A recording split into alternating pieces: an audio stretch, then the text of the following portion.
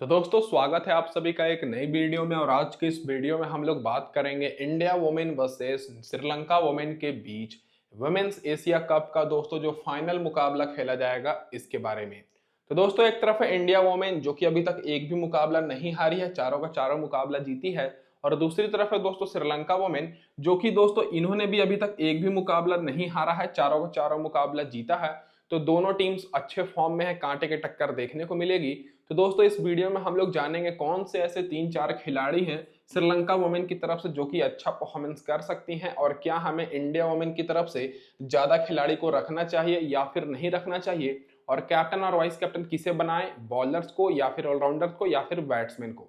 तो गौर कीजिएगा ये जो मुकाबला है दोपहर में 3 बजे से खेला जाएगा। 28 जुलाई को स्टार्ट होगा दोस्तों। और ग्राउंड की बात करें तो उसी ग्राउंड पर मुकाबला होगा, रंगरी डम्बूरा इंटरनेशनल क्रिकेट स्टेडियम। तो डायरेक्ट बात कर लेते हैं इस ग्राउंड की पिच रिपोर्ट के ऊपर। तो दोस्तों अभी तक इस ग्राउंड पर वोमेन्स के जो टी20 मुकाबले हुए हैं इसके स्टैट्स की बात करें तो दोस्तों टोटल 17 मुकाबले हुए हैं, जिसमें से पहले बैटिंग करने वाली टीम मात्र 6 बार जीती है और चेस करने वाली टीम 11 बार। तो दोस्तों रिसेंट में इंडिया का चेस करने का रिकॉर्ड भी बहुत ही अच्छा हो गया है। तो जो भी टीम टॉस जीतेगी बहुत ज्यादा चांस है कि दोस्तों पहले गेंदबाजी करने का निर्णय लेगी, क्योंकि फाइनल मुकाबला है। एवरेज स्कोर यहाँ पर आपको 145 के आसपास देखने को मिलेगा, लेकिन दोनों टीम्स के बैट्समैन अच्छे फॉर्म में हैं तो आपको हाई स्कोरिंग मैच भी यहाँ पर हो सकता है। हाईएस्ट स्कोर दोस्तों इसी सीरीज में इंडिया वुमेन ने बनाया है 201 रन, और लोएस्ट स्कोर यहाँ पर मलेशिया वुमेन का है जो कि 40 रन पर ऑल आउट हो गए थे। अब बात कर लेते हैं दोस्तों स्कोरिंग पैटर्न के ऊपर। तो दोस्तों जो टोटल 17 मुकाबले इस ग्राउंड पर वुमेन्स के हुए हैं उसमें से 13 मुकाबले में लो स्कोरिंग मैच हुआ है। 150 और 170 के बीच में एक भी बार स्कोर नहीं बना है, 170 और 190 के बीच में 2 बार, और 190 के ऊपर 2 बार स्कोर किया है। तो मैं आपको बता दूं कि दोनों टीम्स के बैट्समैन भी अच्छे फॉर्म में है। तो अगर इंडिया की टीम की पहले बैटिंग आती है तो दोस्तों आपको 200 के ऊपर भी स्कोर या फिर 180-90 के आसपास देखने को मिलेगा। और अगर श्रीलंका की टीम पहले बैटिंग करती है तो 155-50 के आसपास आपको स्कोर देखने को मिल सकता है। तो ये होगी दोस्तों यहाँ पर ओवरऑल पिच रिपोर्ट। अब इसके बाद डायरेक्ट बात कर लेते हैं जो रिसेंट के 3 मुकाबले इस एशिया कप में इस ग्राउंड पर खेले गए हैं इसके स्टैट्स के ऊपर। तो दोस्तों जो पिछला मुकाबला इस ग्राउंड पर खेला गया जिसमें दोस्तों सेमीफाइनल 2 का मुकाबला था, पाकिस्तान की टीम दोस्तों 140 रन बनाने पाई थी जो कि श्रीलंका 7 विकेट के नुकसान पर चेस कर ली और 3 विकेट से जीती, जिसमें फास्ट बॉलर को मात्र 2 विकेट मिली और स्पिनर्स को 8 विकेट। और उससे पहले सेमीफाइनल 1 हुआ था, बांग्लादेश ने 80 रन की टारगेट दी थी और इंडिया ने बहुत ही आसानी से टारगेट चेस करके 10 विकेट से जीता, जिसमें फास्ट बॉलर को भी 4 विकेट और स्पिनर्स को 4 विकेट मिली। और उससे पहले लीग फेज का एक मुकाबला हुआ था जो कि श्रीलंका 10 विकेट से जीती थी थाईलैंड के खिलाफ, जिसमें स्पिनर्स को 5 विकेट मिली थी दोस्तों और फास्ट बॉलर को 1 विकेट। तो रिसेंट के 3 मुकाबले अगर आप लोग देख रहे हैं तो दोस्तों इंडिया और श्रीलंका ने बहुत ही अच्छा परफॉर्मेंस किया है और स्पिन बॉलर्स को काफी मदद मिल रही है। और यहाँ पर अगर आप लोग देखिएगा तो एक चीज देखने को मिलेगा कि टोटल यहाँ पर जो फास्ट बॉलर को रिसेंट में 7 ही विकेट मिली है और स्पिनर्स को 17 विकेट। तो यहाँ पर आपको स्पिन बॉलर पर ज्यादा फोकस करना है और दोनों टीम्स में आपको बेहतरीन स्पिन बॉलर भी देखने को मिलेंगे ऑलराउंडर सेक्शन में। और फर्स्ट इनिंग में दोस्तों जो विकेट मिला है फास्ट बॉलर को मात्र 7 विकेट मिला है और स्पिनर्स को 11 विकेट। और सेकंड इनिंग में तो फास्ट बॉलर को विकेट ही नहीं मिला है दोस्तों रिसेंट के 3 मुकाबले में, और स्पिनर्स को 6 विकेट मिला है। तो आप लोग देख ही सकते हैं कि दोस्तों यहाँ पर स्पिन बॉलर को कितनी ज्यादा मदद मिल रही है। तो ये होगी दोस्तों यहाँ पर ओवरऑल पिच रिपोर्ट। अब इसके बाद डायरेक्ट बात कर लेते हैं डायरेक्ट यहाँ पर हेड टू हेड रिकॉर्ड्स के ऊपर। तो दोस्तों दोनों टीम्स के बीच अभी तक पूरे टी20 इतिहास में 22 मुकाबले हुए हैं, जिसमें से इंडिया वुमेन 18 बार बाजी मारी है और श्रीलंका वुमेन मात्र 4 बार। तो दोस्तों इस मुकाबले में भी इंडिया वुमेन के जीतने के चांसेस 80 से 90% है। तो आप लोग इंडिया को सपोर्ट करते हुए ही टीम बनाइएगा। रिसेंट परफॉर्मेंस दोनों टीम्स का बहुत अच्छा है, चारों का चारों मुकाबला दोस्तों रिसेंट में दोनों टीम्स जीती है। अब इसके बाद डायरेक्ट बात कर लेते हैं यहाँ पर क्या रहेगी इस मुकाबले में इंडिया वुमेन की प्लेइंग 11। तो दोस्तों आपको जैसे कि पता है कि पिछले मुकाबले में केवल एक ही बदलाव हुआ था जो कि दोस्तों उमा छेत्री को खिलाया गया था दोस्तों हेमलता की जगह पर, क्योंकि हेमलता को हर मुकाबले में मौका दिया जा रहा था लेकिन वो उतना अच्छा परफॉर्मेंस नहीं कर रही थी। उमा छेत्री नई खिलाड़ी हैं तो ज्यादा इन्होंने मैचेस भी नहीं खेला है। शिफाली वर्मा स्मृति मंदाना ओपनिंग करेंगी और तीसरे नंबर पर उमा छेत्री आएंगी। इनको बैटिंग करने का मौका नहीं मिला था पिछले मैच में क्योंकि टॉप ऑर्डर के ही ओपनर्स ने बहुत ही आसानी से टारगेट चेस कर दिया था। फिर आएंगी दोस्तों हरमनप्रीत कौर, जमीमा रोजेस, फिर ऋचा घोष, दीप्ति शर्मा, पूजा वस्त्राकर, राधा यादव, रेणुका सिंह ठाकुर और तनुजा कन्वर। तो ये रहेगी दोस्तों प्लेइंग 11। अब बात आ जाती है कि 1 से 6 ओवर के बीच में कौन से बॉलर बॉलिंग कराएंगे। तो दोस्तों रेणुका सिंह तो कंफर्म है कि 3 ओवर बॉलिंग कराएंगी पावर प्ले में। उसका इनका साथ निभाने आएंगे दोस्तों तनुजा कन्वर, जो कि 2 ओवर बॉलिंग कराएंगी। और आखिरी के ओवर में पूजा वस्त्राकर और राधा यादव का बहुत ज्यादा चांस है कि ये लोग बॉलिंग कराएंगी। तो ये हो गई दोस्तों यहाँ पर पूरी इंडिया टीम के प्लेइंग 11। अब डायरेक्ट दोस्तों इन सारे प्लेयर्स के रिसेंट परफॉर्मेंस और head to head record discuss करने से पहले मैं आप सभी को ये बोल दूं कि जो लोग भी अभी तक हमारे टेलीग्राम चैनल पर ज्वाइन नहीं किए हैं, लिंक दोस्तों मैंने डिस्क्रिप्शन में दिया, फटाफट से जुड़ जाइए। यहाँ पर आपको टॉस के बाद बिल्कुल फ्री में टीम्स मिलेगी। और दोस्तों चैनल को भी सब्सक्राइब कर लीजिएगा और नोटिफिकेशन बेल को ऑन कर लीजिए जो लोग पहली बार आए हैं हमारे चैनल पर। अब इसके बाद डायरेक्ट बात कर लेते हैं दोस्तों यहाँ पर इंडिया वुमेन की जो प्लेइंग 11 है इनकी रिसेंट परफॉर्मेंस के ऊपर, फिर इसके बाद हेड टू हेड रिकॉर्ड के ऊपर भी डिस्कस करेंगे। तो सबसे पहले टॉप ऑर्डर की बात करें तो सिफाली वर्मा, स्मृति मंदाना ओपनिंग करेंगी, बहुत ही अच्छी फॉर्म में है। पिछले मुकाबले में सिफाली वर्मा ने 26 रन की पारी खेली थी, स्मृति मंदाना ने 55 रन की। और उससे पहले सिफाली वर्मा का देखिएगा तो 40 रन, 37 रन, 81 रन, और स्मृति मंदाना 54 रन, 45 रन और 13 रन। और रिसेंट में भी इनका परफॉर्मेंस बहुत ही अच्छा है। तो दोनों ओपनर्स बहुत ही अच्छी फॉर्म में हैं। और अगर इंडिया वुमेन की टीम दोस्तों पहले बैटिंग करती है तब आप लोग इन दोनों में से किसी एक को कैप्टन और वाइस कैप्टन भी कर सकते हैं, उस बेसिस पर इंपॉर्टेंट रहेंगी।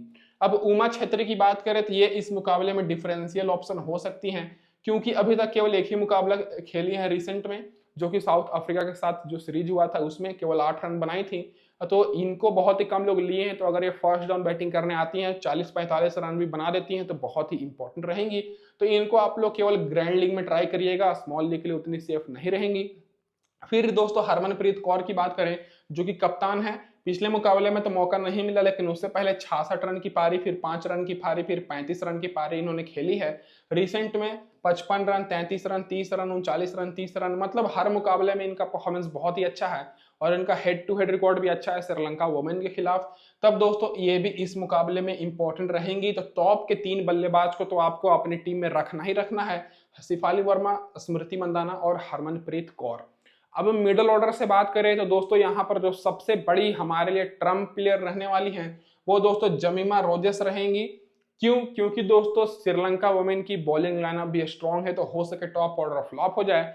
तब दोस्तों जमीमा रोजेस इस मुकाबले में डिफरेंशियल ऑप्शन और सबसे बड़ा ऑप्शन रहेंगी। तो आप लोग नोट करके रखिएगा। इनका हेड टू हेड में भी दोस्तों 50 का एवरेज है, जो कि अभी हम लोग आगे जानेंगे।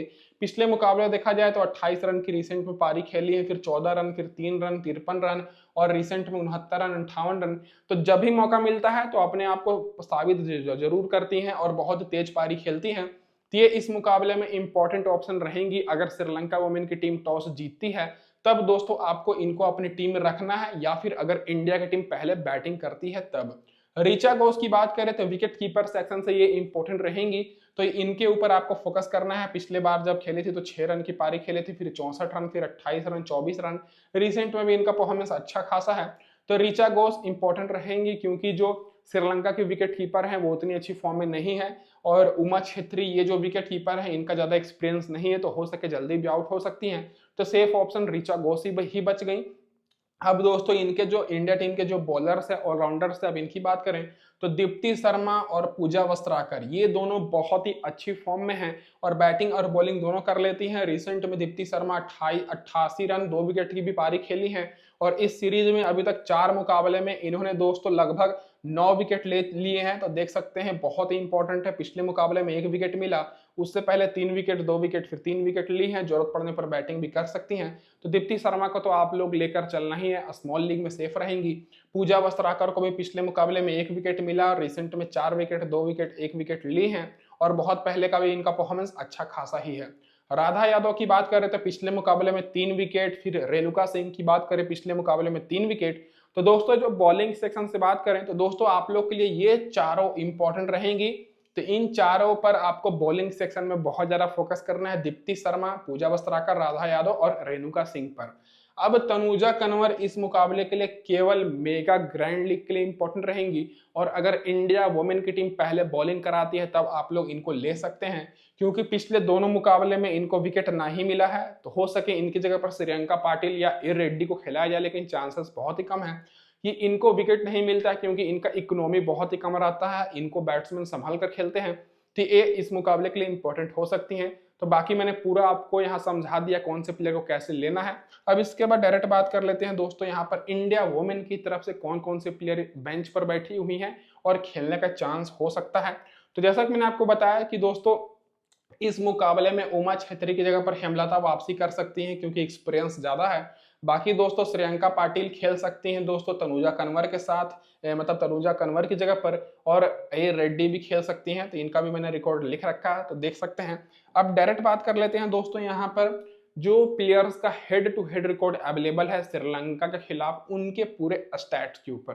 तो हेड टू हेड रिकॉर्ड बहुत ही ज्यादा मायने रखता है। और आप लोग सोच रहे होंगे कि इस ग्राउंड का रिकॉर्ड मैं क्यों नहीं दिखा रहा हूं, क्योंकि दोस्तों रिसेंट में सारे मुकाबले इसी ग्राउंड पर हुए हैं, तो रिसेंट फॉर्म ही दोस्तों इस ग्राउंड का फॉर्म है, तो वो लोग आप लोग देखकर समझ सकते हैं।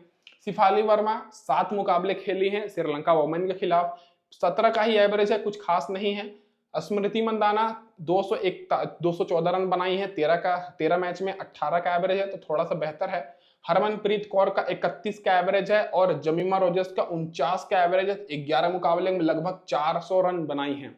तो ऐसा इसलिए है क्योंकि ज्यादातर मुकाबले में दोनों टॉप ऑर्डर्स फ्लॉप हुई हैं, तभी दोस्तों हरमनप्रीत कौर और जमीमा रोजर्स को ज्यादा मौका मिला है। तो इस मुकाबले में भी आपको उसी तरह टीम बनानी है। हो सके इंडिया वुमेन की टॉप ऑर्डर फ्लॉप हो जाए, तब जमीमा रोजर्स और हरमनप्रीत कौर अच्छा परफॉर्मेंस कर सकती हैं, तभी ना दोस्तों इनका एवरेज भी बहुत अच्छा है। फिर ऋचा घोष का 9 का एवरेज है, ज्यादा मैचेस भी नहीं खेली हैं। दीप्ति शर्मा 12 मुकाबले में 11 विकेट, पूजा वस्त्राकर 5 मुकाबले में 5 विकेट। तो पूजा वस्त्राकर को आप लोग ड्रॉप भी कर सकते हैं इस मुकाबले के लिए। राधा यादव 10 मुकाबले में 15 विकेट, तो राधा यादव कैप्टन और वाइस कैप्टन के लिए भी इंपॉर्टेंट रहेगी अगर इंडिया की टीम पहले बॉलिंग कराती है तब। रेणुका सिंह 5 मुकाबले में 5 विकेट। तो ये होगी दोस्तों यहाँ पर इंडिया वुमेन्स की head to head record against Sri Lanka women. अब बात कर लेते हैं क्या रहेगी श्रीलंका वुमेन की इस मुकाबले में प्लेइंग 11। तो प्लेइंग 11 लगभग सेम रहेगा पिछले मैच की तरह ही। तो इधर से आपको बिस्मी गुरनारत्ने ओपनिंग करते दिखेंगे चमारी अथुपत्तु के साथ। फिर दोस्तों यहाँ पर हर्षिता महादेवी समर विक्रमा आएंगी। फिर चौथे नंबर पर अविष्का धिलारी। फिर दोस्तों यहाँ पर एनडी सिल्वा आएंगी। फिर अनुष्का संजीवनी आएंगी। फिर यहाँ पर हसीनी परेरा जो कि दोस्तों लेफ्ट हैंडेड बैट्समैन है। तो टॉप के दोस्तों अगर आप लोग देखिएगा तो 7 नंबर तक इनका बैटिंग ऑर्डर है। फिर 8वें नंबर पर यहाँ पर आएंगी दोस्तों एस कुमारी। फिर यहाँ पर अंचिनी कुला सूर्या आएंगी। फिर दोस्तों यहाँ पर आई प्रिया धरसानी। उसके बाद दोस्तों यहाँ पर यू प्रबोधानी। तो ये दोस्तों रहेगी यहाँ पर इनकी जो प्लेइंग 11। तो इनका नाम थोड़ा लंबा लंबा है। अब पावर प्ले में बात करें तो यहाँ पर कलसूरिया बॉलिंग कराएंगी दोस्तों। इनके साथ आएंगी दोस्तों यू प्रबोधानी। और इनकी पावर प्ले में दोस्तों यहाँ पर जो है ए प्रबोधानी केवल 2 ओवर बॉलिंग कराती हैं, बाकी सारे 1 ओवर बॉलिंग कराते हुए दिखेंगी। और आखिरी ओवर में यू प्रबोधानी और दोस्तों यहाँ पर आई प्रिया धरसानी ये आपको बॉलिंग कराते हुए दिखेंगी। तो दोस्तों ये रहेगी अब श्रीलंका वुमेन की इस मुकाबले में प्लेइंग 11 लगभग सेम रहेगी। तो अब इनकी रिसेंट फॉर्म की बात करें तो इनका रिसेंट फॉर्म भी बिल्कुल बेहतरीन है, तभी ना दोस्तों फाइनल में पहुंची हैं और 4 मुकाबला जीती हैं।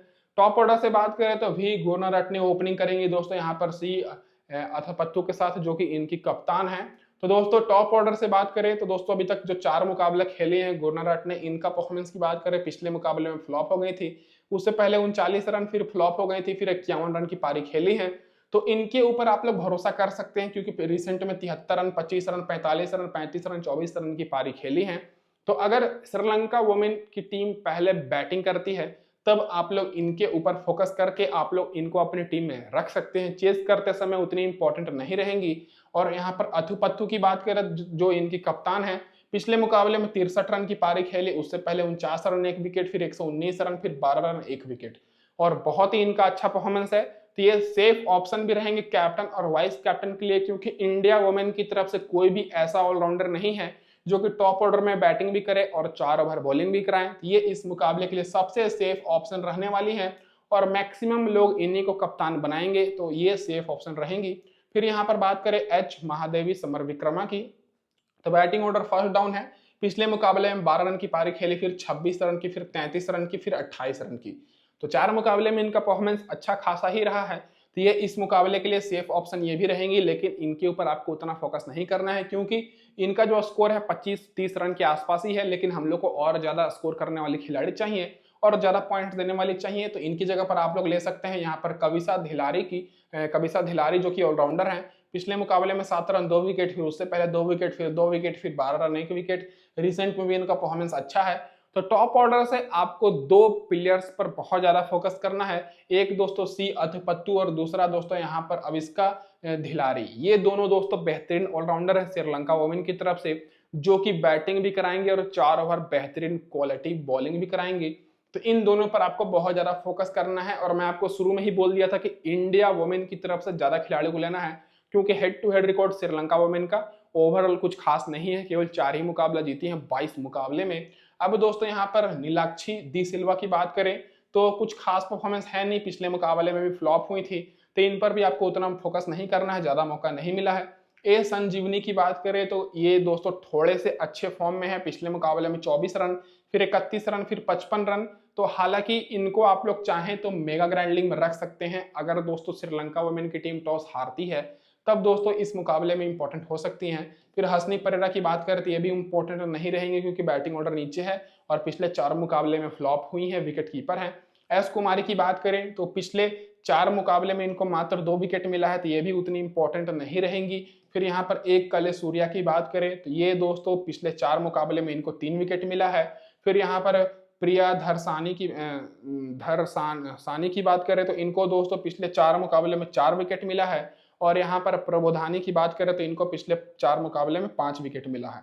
तो दोस्तों टॉप के मैंने 2 प्लेयर को तो आपको बता दिया, लेकिन अगर आप लोग बॉलिंग में जाना चाहते हैं तो यू प्रबोधानी को ले सकते हैं, क्योंकि इनका रिसेंट फॉर्म अच्छा है, 5 विकेट मिली है और ये बहुत एक्सपीरियंस वाले खिलाड़ी हैं, तो इनके ऊपर आप लोग फोकस कर सकते हैं। बाकी दोस्तों यहाँ पर प्रिया धारसनी, इनको भी आप लोग ले सकते हैं अगर श्रीलंका वुमेन की टीम टॉस जीतती है तब। बाकी दोस्तों इधर से आपको ज्यादा फोकस इंडिया वुमेन के प्लेयर्स पर ही करना है। अब इसके बाद डायरेक्ट बात कर लेते हैं दोस्तों, इधर से जो प्लेयर बेंच पर बैठी हुई हैं, तो इधर से 4 प्लेयर ही बेंच पर बैठी हुई हैं, तो इनमें से खेलने का चांसेस बहुत ही कम है, तो कोई भी खेलती है तो रिकॉर्ड मैंने लिख रखा है। अब डायरेक्ट बात कर लेते हैं दोस्तों इनके हेड टू हेड रिकॉर्ड्स क्या है दोस्तों इंडिया वुमेन के खिलाफ। तो सबसे पहले ओपनर की बात करें तो ओपनर देखिएगा तो वी करुणारत्ने फ्लॉप है दोस्तों, मात्र 12 का एवरेज है इंडिया के खिलाफ। फिर अथुपत्तु की बात करें तो इनका दोस्तों बहुत ही अच्छा रिकॉर्ड है, एक्सपीरियंस वाले खिलाड़ी हैं, तभी तो दोस्तों कप्तान है। 14 मुकाबले में 373 रन बनाई है 28 के एवरेज के साथ और 7 विकेट भी मिला है। तो मैंने आपको शुरू में ही बोला था कि सेफ ऑप्शन रहेंगी। H Mahadevi summer Vikrama flop है दोस्तों, मात्र 11 का एवरेज है। कविस्का धिलारी की बात करें तो ठीक है दोस्तों, 15 का एवरेज, 2 विकेट ली है। फिर यहाँ पर नीलाक्षी दी सिल्वा की बात करें तो 12 का ही एवरेज है। फिर यहाँ पर ए संजीवनी की बात करें 10 का एवरेज है। हसनी परेरा 19 का एवरेज है। तो ज्यादातर दोस्तों इनके बैट्समैन फ्लॉप ही रहते हैं इंडिया वुमेन के खिलाफ। और बॉलिंग से बात करें तो एस कुमारी को 9 मुकाबले में मात्र 5 विकेट मिला है, कल सूर्या को 1 भी विकेट नहीं मिला है। और प्रिया धारसनी की बात करें 2 मुकाबले में 3 विकेट। और यू प्रबोधानी की बात करें तो जैसा कि मैंने आपको बताया अभी कि बहुत एक्सपीरियंस वाली खिलाड़ी हैं और इंडिया वुमेन के खिलाफ 11 मुकाबले में 10 विकेट ली हैं और अभी तक इन्होंने 5 विकेट ले लिया है। तो इनके ऊपर आप लोग बॉलिंग में फोकस कर सकते हैं। तो ये होगी दोस्तों यहाँ पर अब हमारी पूरी डिटेल एनालिसिस। अब डायरेक्ट बात कर लेते हैं कि क्या हमारे यहाँ पर टीम कॉम्बिनेशन निकल कर आ रही है। तो दोस्तों ये रहेगी हमारी यहाँ पर टीम कॉम्बिनेशन, जो कि हमारी कप्तान रहेंगी वो दोस्तों सी अथिपत्तु रहेंगी, क्योंकि दोस्तों ओपनिंग करने बैटिंग भी आएंगी और 4 ओवर बॉलिंग कराएंगी, तो मेरे हिसाब से इनसे बेहतरीन आप लोग के लिए बेस्ट नहीं रहेगी। और अगर आप लोग चेंज करना चाहते हैं तो अगर इंडिया वुमेन की टीम पहले बैटिंग करती है तब दोस्तों आप लोग स्मृति मंदाना नहीं तो शिफाली वर्मा को भी कैप्टन वाइस कैप्टन कर सकते हैं। वाइस कैप्टन दोस्तों मैंने यहाँ पर दीप्ति शर्मा को रखा है, जो कि ओवरऑल बहुत ही अच्छा बॉलिंग करा रही हैं। फिर पूजा वस्त्राकर और यहाँ पर केएल धिलारी को मैंने रखा है। तो चारों मैंने बेस्ट ऑलराउंडर को लिया है और आप लोग कोशिश यही करिएगा कि ऑलराउंडर्स में ही कैप्टन वाइस कैप्टन करने के लिए आप लोग के धिलारी को भी कर सकते हैं, क्योंकि इनका भी बैटिंग ऑर्डर टॉप में ही है। और बैटिंग से मैंने तीनों बैट्समैन दोस्तों इंडिया वुमेन की तरफ से ही लिया है, क्योंकि श्रीलंका वुमेन के बैट्समैन जो है उतनी अच्छी फॉर्म में नहीं है। विकेट कीपर से जो हमारे रहेंगे ऋचा घोष, तो दोस्तों ये तो सेफ रहेंगी, बाकी 3 मैंने यहाँ पर बैट्समैन लिया है।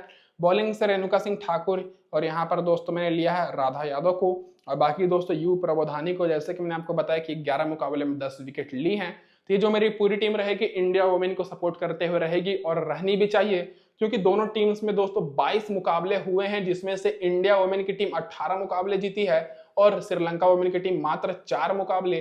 तो लगभग चांसेस दोस्तों 95% है कि इस मुकाबले में इंडिया वुमेन बाजी मारेगी। तो आपको क्या लगता है कमेंट करके जरूर बताइए। तो दोस्तों इस वीडियो में बस इतना ही। वीडियो देखने के लिए आप सभी का बहुत बहुत धन्यवाद दोस्तों।